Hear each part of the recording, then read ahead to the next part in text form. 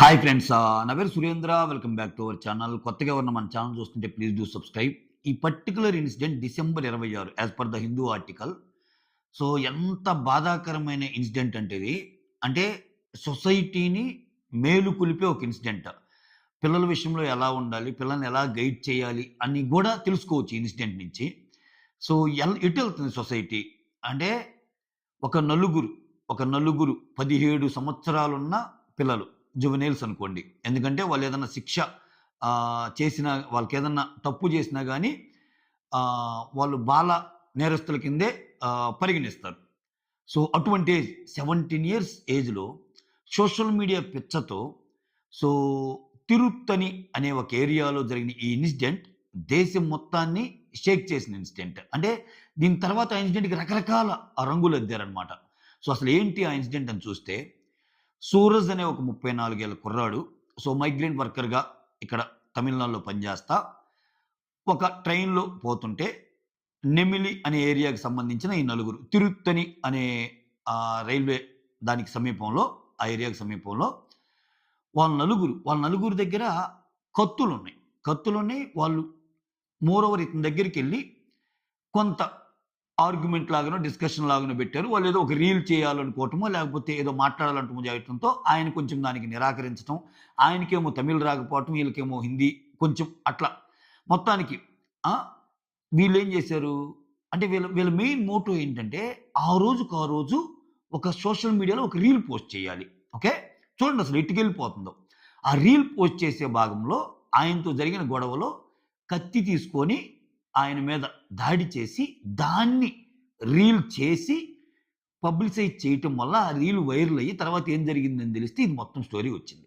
So ఎంత దారుణం అంటే మొత్తం 17 ఏళ్ల కుర్రాళ్ళు నలుగురు. సో కత్తితో దాడి చేసి దాన్ని పోస్ట్ చేయటం. తర్వాత తిరువల్లూర్ దానికి దగ్గరగా ఉన్న గవర్నమెంట్ హాస్పిటల్‌లో ఇతన్ని మరలా తరలించారు. ప్రస్తుతం అక్కడ చికిత్స పొందుతున్నాడు. చాలా భయభ్రాంతుల్ని గురి చేసిన ఒక ఇన్సిడెంట్. అంటే ఇక్కడ కుర్రాళ్ళు 17 ఏళ్ళు. 17 ఏళ్ల కుర్రాళ్ళు ఎవరైనా వాళ్ళు లైఫ్ కోసం లైఫ్‌లో ఏమవ్వాలని ఆలోచిస్తారు ఇవి. అంటే ఇన్‌స్టాగ్రామ్‌లో రీల్స్, ఇన్‌స్టాగ్రామ్‌లో వ్యూస్ కోసం వాళ్ళు చేసిన పని ఎంతటికి దారి తీసిందంటే వాళ్ళ మీద ఇప్పుడు ఏదైనా శిక్ష చేయాలనగానే వాళ్ళు చిన్న పిల్లల లెక్క. ఓకే. జువెనైల్స్. సో చూడండి ఎంత దారుణమైన సిట్యుయేషన్ అంటే ఇది. సో వాళ్ళని క్వెషన్స్ అడుగుతుంటే మీ దగ్గర ఎందుకున్నాయిరా ఈ ఆయుధాలంటే, సో మాకు కొన్ని గ్రూపులకి మాకు పడవు. సో సెల్ఫ్ రక్షణ కావాలి గదా! అన్నట్టు చెప్తున్నారంట సమాధానాలు. ఆ! ఎంత ఎంత అంటే ఇంకా మాటలు రావటంలా ఈ ఇన్సిడెంట్ చూస్తుంటే. అంటే మీరు చేసే ఒక పిచ్చి పని వల్ల నార్మల్‌గా ట్రైన్‌లో ప్రయాణిస్తా గూడా పక్కన సంచిలో ఏం పెట్టుకుంటున్నారు? అసలు ఎలా ఉన్నాయి? ఏంటి? అంటే నిద్ర మాని మరీ జర్నీ చేయాల్సిన సిట్యుయేషన్స్ వస్తున్నాయి. ఆ! పోనీ వాళ్ళేమన్నా వాంటెడ్‌గా చేశారా? వాళ్ళేమన్నా కక్షలున్నాయా అంటే ఏం లేదు. ఒక పిచ్చ సోషల్ మీడియా పిచ్చ వల్ల అది జేసిన పని. ఆ! సో దీనికి తర్వాత ఎటయింది? అక్కడ లోకల్ గవర్నమెంట్ ఏమో ఇప్పుడు ఆబ్వియస్‌గా ఇప్పుడు డీఎంకే గవర్నమెంట్ తమిళనాడులో అధికారంలో ఉంది కాబట్టి, మీకసలు ఎలా రూల్ చేయాలో చేత కాదు. ఇటువంటోళ్ళని పెంచి పోషిస్తారు. ఎందుకంటే వాళ్ళ దగ్గర సబ్‌స్టెన్సెస్ ఉన్నాయండి కొంతమంది. వాళ్ళు తాగిన మత్తులో ఉన్నారు. అసలు వాళ్ళేం తీసుకున్నారు? అసలు వాళ్ళు ఏ స్టేజ్‌లో యాక్ట్ చేశారు? అనే దాని మీద కూడా చర్చ సాగుతుంది.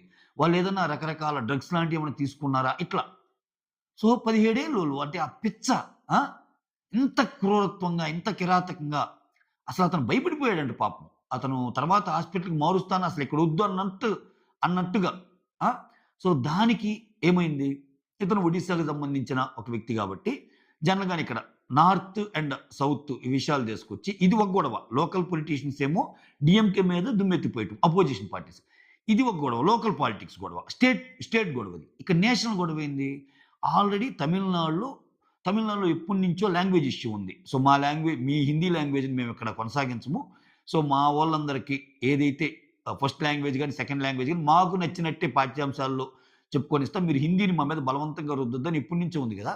దానివల్ల అక్కడ నార్త్ నుంచి వచ్చే వాళ్ళని ఇక్కడ ఈళ్ళు బతకనీయటం లేదు. అది ఇదని ఇక్కడ గొడవ. నార్త్ వర్సెస్ దీని కింద మలిచారు.